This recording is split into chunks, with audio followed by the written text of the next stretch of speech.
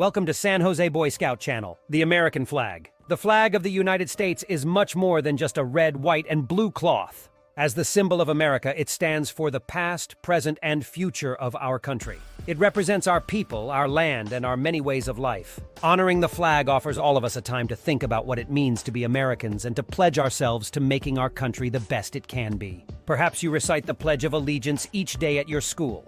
Before sporting events and at other public gatherings, you might stand, remove your cap, and put your hand over your heart for the singing of the Star-Spangled Banner, the national anthem. Your scout troop might open its meetings with a flag ceremony. At scout camp, you can join with others to raise the flag each morning and to retire it in the evening. The American flag commands a certain amount of respect. While you are wearing your scout uniform, greet the flag with a scout salute. In fact, you should face the flag and salute whenever you see the flag being hoisted or lowered, when you pass it or it passes you, and during the playing of the national anthem. Give the scout salute as you recite the Pledge of Allegiance, too.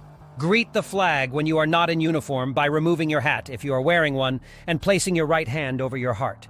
The Star-Spangled Banner. During the War of 1812, a British fleet attacked Fort McHenry in Baltimore, Maryland. A young man named Francis Scott Key watched as the bombardment lasted through the night. He did not know if the American fortress could withstand the assault. When the smoke cleared the next morning, Key saw the United States flag, the Star-Spangled Banner, still flying over the fort. He wrote down the feelings he'd had during the night and about his trust in America's future in a poem he called Defense of Fort McHenry. Soon the words were being sung throughout the country.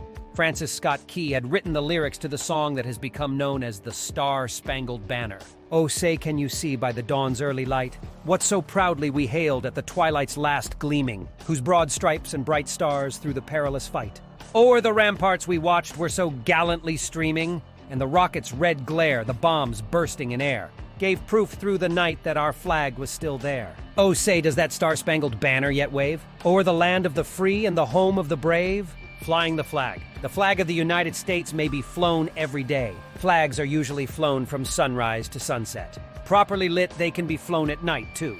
The flag should fly on all national and state holidays and on other days proclaimed by the President of the United States. When the American flag is displayed with flags of other nations, each national flag must be flown from a separate staff of the same height.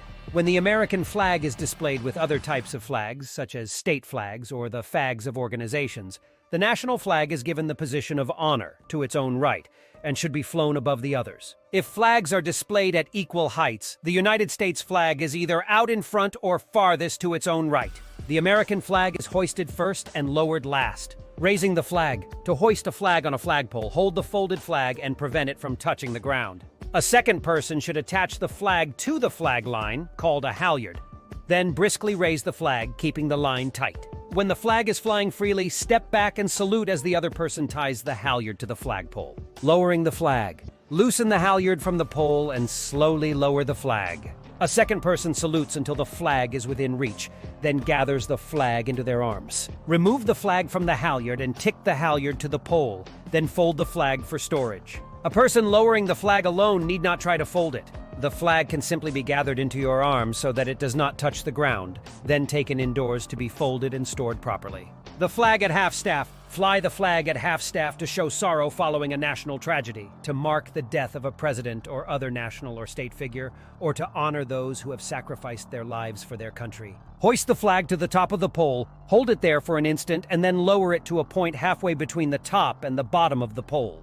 On Memorial Day, fly the flag at half-staff until noon and then hoist it to full staff. Folding the flag. The flag is always stored folded, and it is kept folded until it is time to be displayed. Properly folding the flag is a two-person task. 1.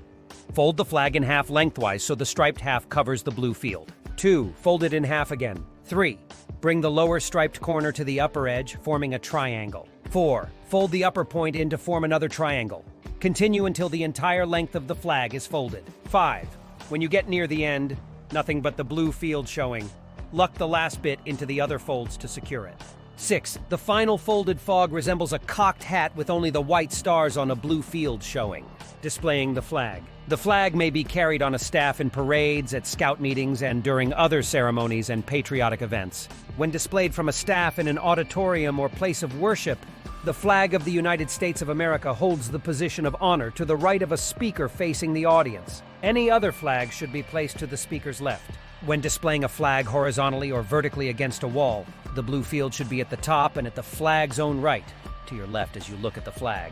The American flag should never be flown upside down except as a distress signal to call for help. The Pledge of Allegiance, feeling that patriotism was declining and that the time was ripe for a reawakening of simple Americanism. Baptist minister Francis Bellamy composed the Pledge of Allegiance in 1892. The pledge first appeared that September in the children's magazine The Youth's Companion in celebration of the 400th anniversary of Christopher Columbus's arrival in the New World. In 1942, the U.S. Congress formally adopted the pledge, and it now opens countless school days, legislative sessions, and, of course, scout meetings across the country. The wording of the pledge has been changed 4 times, most recently in 1954, when the words "under God" were added. I pledge allegiance to the flag of the United States of America, and to the republic for which it stands, one nation under God, indivisible, with liberty and justice for all. Conducting flag ceremonies. Flag ceremonies are an important part of showing respect to the flag. Your troop meetings probably start with a flag ceremony, and your patrol or troop may occasionally be asked to perform a flag ceremony at a camporee or community event. There are many correct ways to do a flag ceremony. The most important thing is that you do it with dignity and respect. This is not a time to be silly.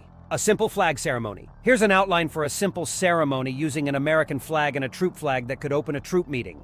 1. 2 scouts stand at the back of the room, each holding a rag. The scout with the American rag stands to the right. The leader stands behind them. 2. The leader says, "Color guard, attention, and audience, please rise." Scout salute. The scouts raise their flags so the poles are at a 45-degree angle and the ends are near their belt buckles. 3.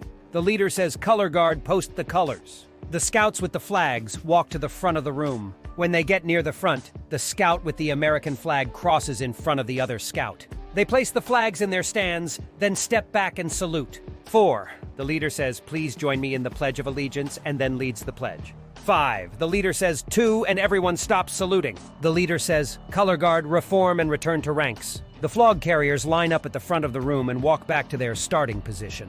6. The leader says, "Color guard at ease, and please be seated." The program for the event continues as planned. Retiring worn-out flags. As a good turn, scouts can volunteer to help replace faded and tattered flags in their communities with new ones and to conduct flag retirement ceremonies for those that have been taken down. A national flag that is worn beyond repair may be buried in a fire. The ceremony should be conducted with dignity and respect, and the flag burned completely to ashes. Be sure to follow all BSA safety guidelines when retiring flags. Flags on uniforms. Every BSA uniform shirt has an embroidered American flag sewn on the right sleeve. Following the guidelines of the U.S. Flag Code, the flag is placed with the blue field, the Union, to its own right, to the left as someone views it. However, you might have noticed that the flag patch on the right sieves of U.S. military uniforms places the blue field to the observer's right. According to current Department of the Army regulations, when worn on the right sleeve, it is considered proper to reverse the design so that the Union is at the observer's right to suggest that the flag is flying in the breeze as the wearer moves. Want to join the adventure? Subscribe to see more epic trails, campouts, and life hacks.